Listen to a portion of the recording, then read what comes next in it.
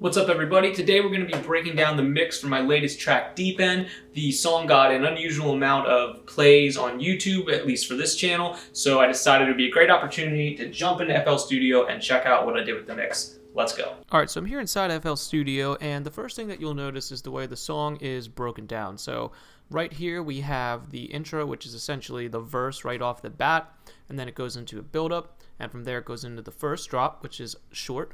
Then it goes back into the verse, but I keep the kick moving.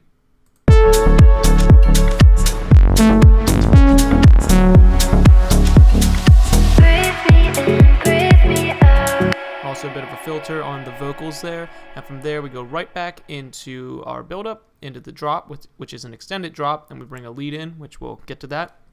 And then from there, the song essentially repeats halfway through, but with a bit of a build-up and stuff just to kind of make that last drop sound a little different from the first. But overall, it's a very simple song.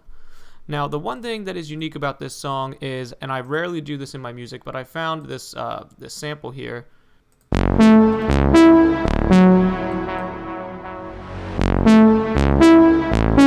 I did cut it and adjust the time of it and a few things like that just to make it a little bit unique compared to the original sample. But it is rare that I build a song off of a sample, but I really fell in love with the sample and I wanted to put my own twist on it.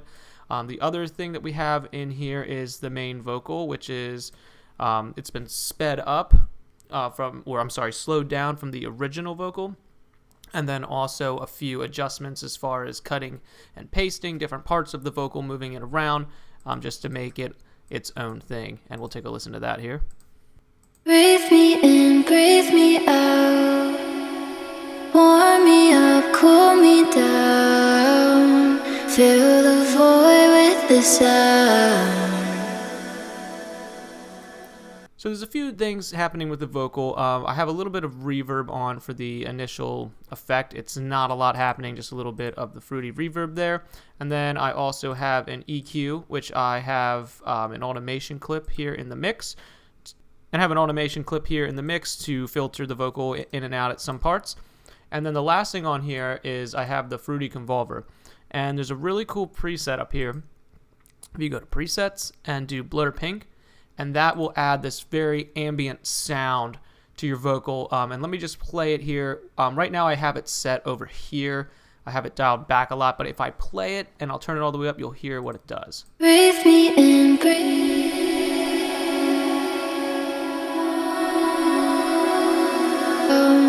Fill the void with the sound. So just by dialing that back a bit there, it really adds an atmosphere to the vocal while not completely saturating the vocal. And since there's not much else happening at the intro, I think it works quite well.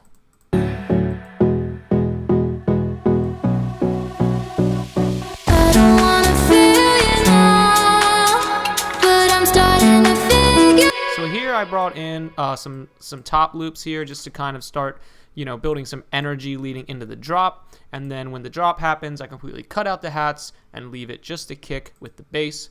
So I'll play it from here.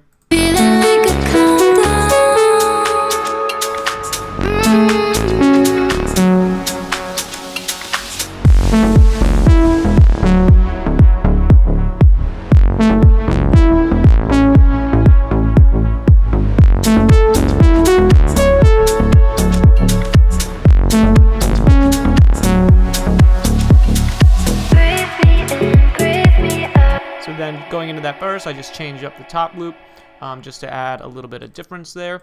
But I think it works nice cutting out the hats and then bringing them back in. I do want to talk real quick about this bass line here. This is a pattern 2, and it just changes up slightly for the second half, but the bass loop is...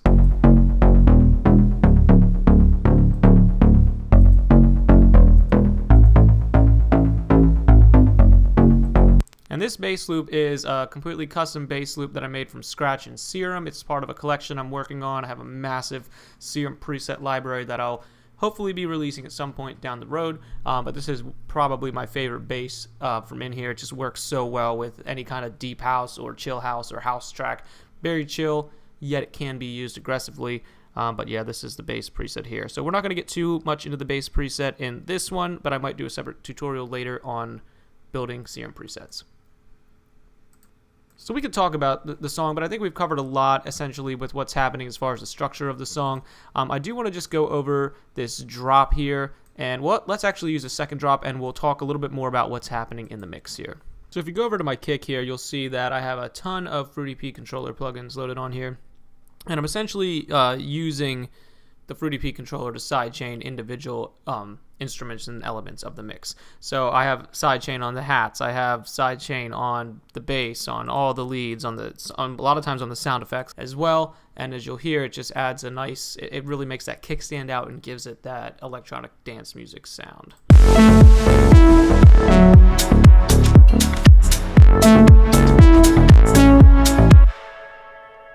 So if we take a look at these hats over here, one thing I have on here is a Fruity limiter, and honestly on most of these you'll find I have the Fruity limiter, and if you'll notice I have the saturation dialed back. And I found that just dialing back the saturation a bit like that on the Fruity limiter is a really good way to kind of glue instruments into the mix. It gives them a little bit of saturation, and it also just turns down the initial loudness level of it, but if you use your ear and just play with this knob, it can really help. And you'll see I have it on here too as well, and I'm a big fan of, just like I said, dialing that saturation knob back. Of course, if it does start to sound too distorted, then you want to change that, but that little bit of saturation helps. I also really, on almost everything in any song that I do, I'm using a limiter. So by playing with the ceiling here on the Fruity limiter, it's a good way to tame your instrument so that you don't have points where the volume is going way louder and way quieter. You can kind of control everything and keep individual elements at their own level. And it's just really beneficial, helping to get a really consistent sound in the mix. That's usually the way I start mixing, is getting individual elements like if you watch up top here, you can see that limiter working. It's not getting any louder than that at that point there, and if you notice over here too, is with the bass.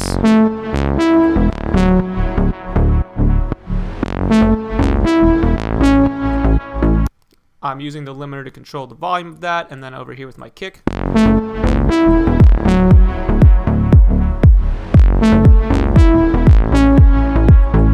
And then of course the keys. This one they do not have a limiter on, but they are dialed back a lot lower in the mix. Just to add a little something.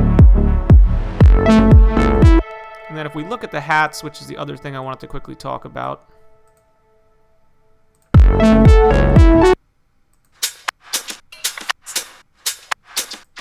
So it looks like for the drop, I put that in channel 5. So once again, you'll notice I'm using the limiter, dialed back the saturation on there. I have a parametric EQ. I do like to kill the low end, especially when using hat loops, because sometimes whoever made the sample might not have killed the low end all the way, and you just don't want unnecessary low end in something that's meant to be a high end part of the mix. And on studio speakers and stuff like that, it's going to be hard to hear that. But like at a club, if there's some low end frequencies that we're hiding that your ear didn't pick up or your studio monitors didn't pick up, it's going to make a difference in a club, and it can make your mix sound really bad. So I also have some reverb on the hats, just a tiny bit, and then I use the Patcher plugin all the time to automate the high and low pass filters on not just hats, but on almost anything. I love Patcher.